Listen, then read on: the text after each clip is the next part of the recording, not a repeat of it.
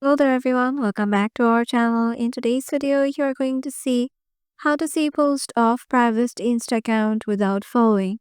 So let's head over to your Instagram account first.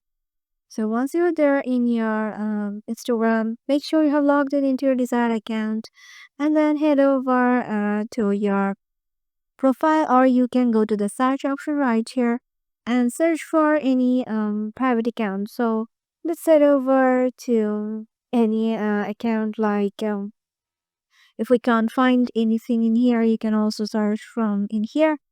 So suppose this account is private, so we can't see their post, but if you know any place they have been to, so you can just search for them. So I'm searching this place, and once I've searched this place, as you can see, some post tagged with this place is showing in here.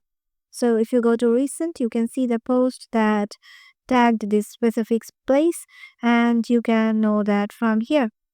So yeah, this is how you can do it. If their account is private, you can also see their post just because they have tagged this place.